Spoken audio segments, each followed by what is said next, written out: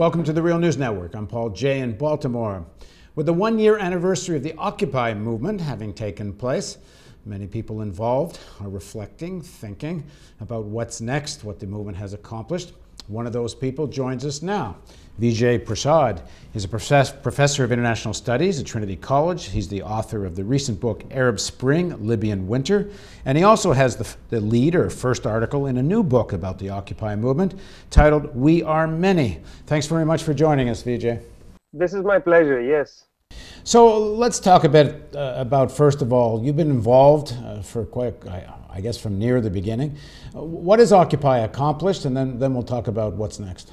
Yes, I was in New York at the Brecht Forum on September 17th of 2011 doing a day-long workshop on empire, and we heard that the Occupy had begun. Initially, I felt that, well, this is not going to last long. Firstly, how many people like to sleep outside? We thought this would not catch on.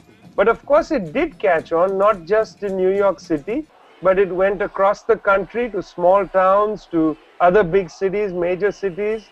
Different kinds of things happened at each Occupy site.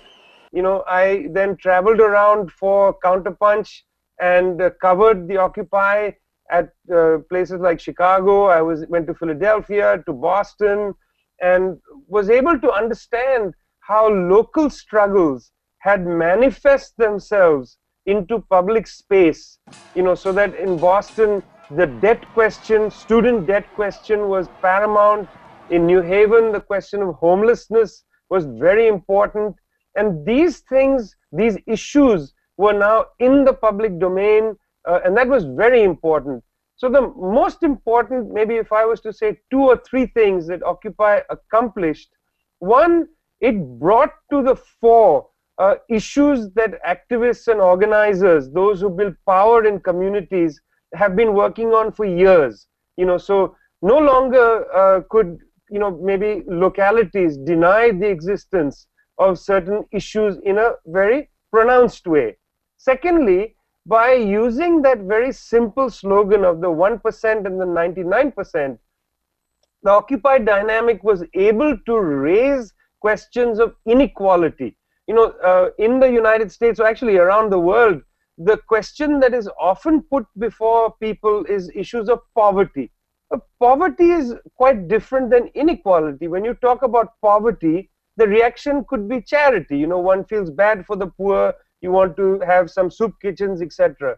But inequality doesn't really always give you the sense that the answer is charity, because inequality tells you that whereas some people are getting fabulously wealthy, others are getting poorer and poorer or being left behind. And inequality then has the relationship between rich and poor. So it was to Occupy's credit that rather than just raise the standard of there is poverty in America, they raised the standard of there is inequality in America, and the gap between the 1% and the 99% is grotesque. The third, I think, important thing that Occupy raised for many, many people who participated in it was that people had become, I think, in a sense, frustrated, but also inured to the idea that we lead serial lives, parallel lives. We wake up in our houses, we watch a little bit of TV, get into our cars, go to work, sit in cubicles or sit in offices, eat lunch at the office perhaps, then return in the car to our homes, 3 or 4 hours of television, again a private kind of leisure activity. So our lives had become increasingly privatized, increasingly serial. And I think what Occupy allowed many young people, older people as well, to really enjoy was the sense of community, was the sense of the General Assemblies, of putting things together, putting maybe housing development together, planning the Occupy site together, figuring out food.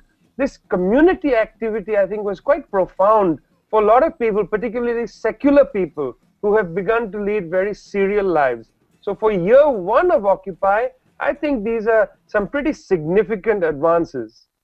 Now, I thought Occupy achieved something that was important, which was this idea that you could actually talk about something being wrong with the system. You could use the words capitalist system.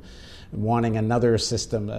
That this had not been in any kind of popular discourse, and even the mainstream media had to talk about it.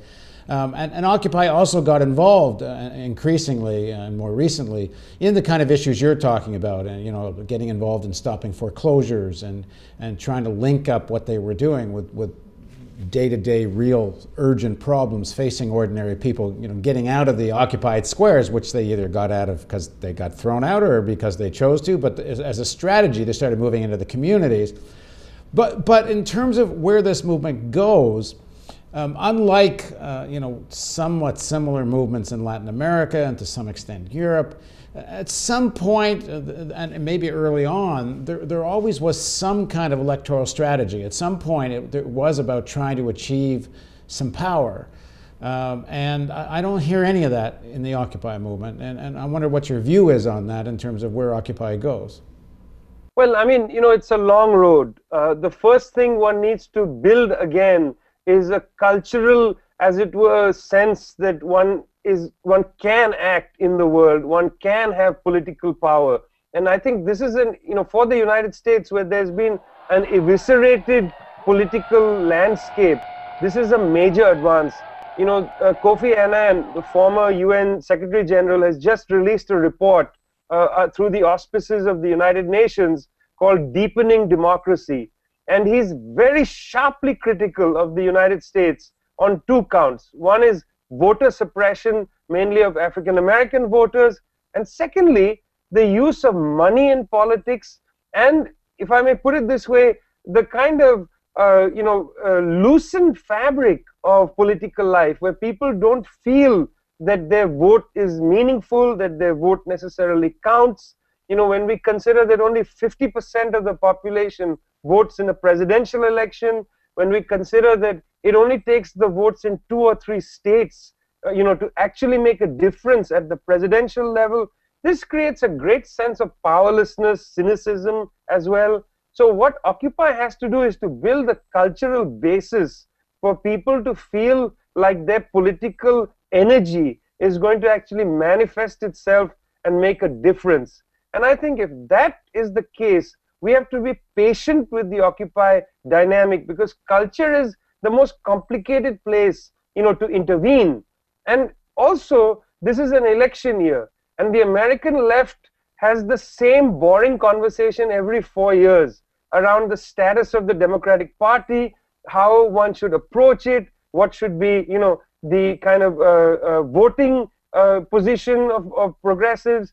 I mean, I think this is a dulling, a mind-numbing debate, because the fact of the matter is that as the right goes madder and the left becomes, and the Democrats become more effective at pushing an austerity strategy, there's hardly any space there for a genuine progressive to say, yes, I willingly want to deliver my votes into the presidential election. So it should make us think, that finally we should stop having the conversation every 4 years. With this Occupy dynamic, we need to have a serious conversation about the move from these manifestations in public, from the protests around foreclosure, the protests around hunger. We need to seriously think of how maybe in localities we can try to build up confidence in the existing political structure, and how we can imagine a different kind of politics in the future. We need to have a much longer time frame for this conversation and not let it be bound by the fabled November. Thanks very much for joining us, Vijay. Thank you. And thank you for joining us on the Real News Network.